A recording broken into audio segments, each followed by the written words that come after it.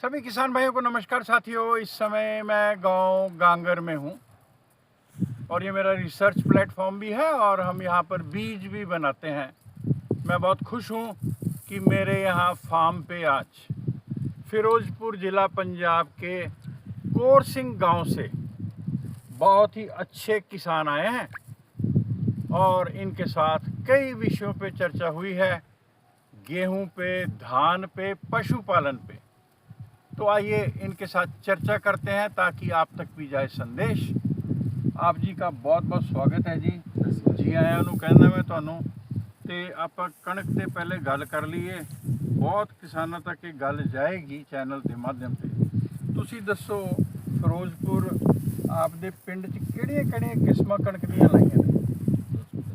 ਅਸੀਂ ਜ਼ਿਆਦਾਤਰ ਜਿਵੇਂ ਜਿਹੜੀ 28 ਜਿਵੇਂ ਆਮ ਜਾਂ ਸਾਡੇ ਕਣਕਾਂ ਨਾ ਬਾਹਲੀਆਂ ਲਾ ਕੇ 2-3 ਕਣਕਾਂ ਲਾ ਕੇ ਬੀਜਦੇ ਆ। ਕਈਆਂ ਨੇ ਜਿਵੇਂ 826 ਲਾ ਕੇ ਬੀਜੀ, ਕਈਆਂ ਨੇ 29 ਜ਼ਿਆਦਾ ਹੈ 826 ਦਾ ਜੀ 826 ਦਾ ਜਿਵੇਂ ਕਈਆਂ ਨੇ ਟਰਾਇਲ ਲਾਇਆ। ਇਸ ਤਰ੍ਹਾਂ ਕਰਕੇ ਸਾਡੇ ਫਸਲਾਂ ਬੀਜੀਆਂ ਨੇ। किसान वीरों, मैं ये कहना चाहूँगा कि इन्होंने बोला है कि कुछ तो लगे हैं इंडिपेंडेंट ट्रायल, 826 बोला है इन्होंने।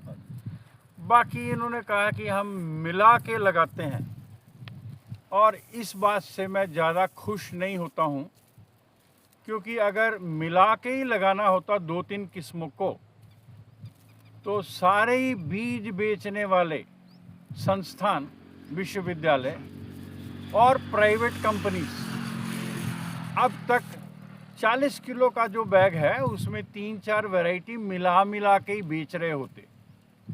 मैं ये कहना चाहूँगा कि हर किस्म की अलग पहचान है। उदाहरण के लिए अगर हम बात करें WH 711 की हिसार की, ये बहुत पुरानी किस्म है, ये बहुत बौने कद में है, उसको हम मिला दें DBW 222 या DBW 187 से जो ऊंचे कद वाली हैं, तो मेरा ये मानना है कि जो ऊंचे कद वाली हैं किस्में, उनको प्रकाश संश्लेषण के लिए, फोटोसिंथेसिस के लिए ज़्यादा लाइट मिलेगी। जो निचले कद की हैं उन तक उतनी बात नहीं जाएगी, वो उतनी मोटा दाना नहीं बनाएंगी। आप मेरी बात को जल्दी से समझें कि आने वाले समय में कभी भी मिक्स करके बीज को नहीं लगाएं, क्योंकि हो सकता है कोई किस्म पुरानी हो और घर का बीज भी मिक्स किया हो, उसमें अगर बीमारी आती है तो नई मिलाई गई किस्मों में भी वो बीमारी आ सकती है। ਡਾਕਟਰ ਸਾਹਿਬ, ਇੱਕ ਤੁਹਾਨੂੰ ਮੈਂ ਗੱਲ ਕਰਦੇ ਜੀ, ਹਾਂ, ਕਰੋ। ਕਿਉਂਕਿ ਅੱਜ ਕੱਲ ਕੀ ਹੋ ਗਿਆ, ਜਿਹੜੇ ਦੁਕਾਨਦਾਰ ਪੈਸਟੀਸਾਈਡ ਦਵਾਈਆਂ ਵੇਚਦੇ, ਬੀ ਵੇਚਦੇ, ਹੂੰ। ਜਿਹੜੇ ਉਹਨਾਂ ਦੇ ਬੰਦੇ ਰੱਖੇ ਵੇ ਆ, हम्म, ਉਹ ਆਮ ਮੁੰਡੇ ਹੀ ਆ। हाँ ਯਾਨੀ ਕਿ 10 ਪੜ੍ਹ ਕੇ ਲੱਗਿਆ ਕੋਈ ਹਨਾ, जी, ਬੇਰੁਜ਼ਗਾਰੀ ਕਰਕੇ ਉਹ ਦੁਬਾਰਾ ਜਿਵੇਂ ਪਿੰਡਾਂ 'ਚ ਜਾਂਦੇ ਆ ਨਾ, ਉਹ ਕਹਿ ਦਿੰਦੇ ਜਿਵੇਂ ਵੀ ਆਪਾਂ ਜੇ 2 ਕਣਕਾਂ ਲਾਤੀਆਂ, 3 ਕਣਕਾਂ ਲਾਤੀਆਂ, ਇਹਨਾਂ ਦਾ ਝਾੜ ਦਾ ਫਰਕ ਪਊਗਾ।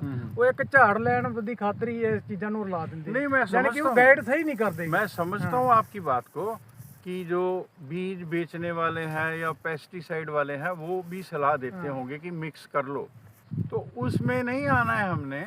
मैंने फिर दोहराया आपको कि अगर ये फ़ायदेमंद चीज़ होती तो देश का सबसे बड़ा गेहूं का अनुसंधान संस्थान करनाल में है। वहाँ लाइनें लगती हैं, नए नए बीज हैं उनके। DBW 303 है, 327 है, 370 है, 371 है, 72 है। तो 10-10 किलो की थैलियाँ क्यों देते हैं कि नया बीज आप बनाओ और अलग रखो? वो 40 किलो में ही 303 और 370 और 71, 72 मिला के नहीं दे देते आपको। तो आप बात को समझिए कि आपने आगे से अलग किस्म का अलग ही खेत लगाना है। ठीक है। आपको मैं बता दूं कि जो खेत हम देख रहे हैं इस समय, ये HD 3386 का है। ये किस्म अभी ज़्यादा किसानों तक पहुंची नहीं है। 327 बहुत अच्छी चल रही है। ये भी IRI नई दिल्ली की है। और एक नई किस्म आई है पंजाब कृषि विश्वविद्यालय लुधियाना की, उसका नाम है 872। 826 भी अच्छी है उनकी, दोनों किस्में अच्छी हैं। तो 327, 872, 826 इनकी नेक टू नेक कंपटीशन है। मगर ये जो किस्म है ये HD 3386 है। ये किस्म अभी ज़्यादा किसानों तक प्योर बीज नहीं पहुंचा है। ये हमने IRI नई दिल्ली से बीज लिया था और पहले यहाँ करनाल में डॉक्टर ज्ञानेंद्र प्रताप सिंह डायरेक्टर हुआ करते थे। वो दिल्ली में जब गए तो मैंने उनका इंटरव्यू किया, मैं उनकी एक लाइन चला रहा हूँ साथ में। उन्होंने कहा है कि ये HD 3386 जो है ये आने वाले समय में एक चमत्कारी किस्म होगी और 32-34 क्विंटल प्रति एकड़ पैदावारी देने की ये ताकत रखती है। कुल मिला जुला के मैं इतना ही कहना चाहूंगा कि बहुत ही फायदेमंद सौदा है किसानों के लिए, और आने वाले दिनों में मुझे आश्चर्य नहीं होगा अगर 2-3 वर्षों में ये सबसे टॉप वैरायटी बन जाएगी। अच्छा, ऐसा कहना है? हमारा कहना है। और किसान मेरे ख्याल से बहुत ज्यादा इसको पसंद कर रहे हैं। उसके 2-3 वजह हैं। एक तो उत्पादकता इसकी काफी अच्छी है। नवंबर में लेने के बावजूद इसको आप आराम से 70-72 क्विंटल का उत्पादन, 75 क्विंटल तक का उत्पादन ले सकते हैं। ये औसतन है? औसत जी। और अगर आप अक्टूबर माह में इसकी प्लांटिंग करेंगे तो बड़े आराम से जो पंजाब, हरियाणा, पश्चिमी उत्तर प्रदेश के उच्च उत्पादकता वाले क्षेत्र हैं वहां आप 80 क्विंटल का उत्पादन बड़े आराम से ले सकते हैं। औसतन 8 चौके 32 क्विंटल के आसपास, करीब 30-32 क्विंटल आराम से HD 3386 देने की क्षमता रखती है जी। और मार्केट में आप जानते हैं कि MP गेहूं के नाम से बहुत सी ऐसी किस्में आती हैं जो MP से उत्पादित नहीं होती हैं, फिर भी MP के नाम पे उसका ट्रेड होता है। लेकिन आप जब ये किस्म का दाना किसान भाई देखेंगे जी, तो इतना सुडौल दाना चमक के साथ, हाँ, अच्छा, औसत इसका 1000 दाने का वजन करीब 50 ग्राम। अच्छा, 44 तक तो सुना था। हाँ, किसान भाई मैंने 44 ग्राम तक तो सुना है, और सर बता रहे हैं कि ये 50 ग्राम 1000 दानों का भी भार हो सकता है। और मैंने आज पहली बार साहब से देखा है कि वाकई इसमें गोल्डन चमक है, जो हम MP की गेहूं कहते हैं, ऐसा इन्होंने बिल्कुल ठीक बोला है और मैंने पाया है। तो आप मिक्स करके अगर 24, 27, 28 ले जाते हो तो ये बहुत बड़ी उपलब्धि नहीं है, क्योंकि आप 3-4 क्विंटल से फिर वंचित ही हैं, क्योंकि आपने नई किस्म को अकेले लगा के ट्राई करके देखा ही नहीं। तो आप देखो ये खेत कितना खूबसूरत है, और तेज हवा, आंधी और बारिश अभी चली है। आज तारीख हो गई है 7 अप्रैल 2026। तो इससे पहले 4 तारीख को बहुत यहाँ पर बारिश हुई है, कहीं भी गिरी नहीं हुई है।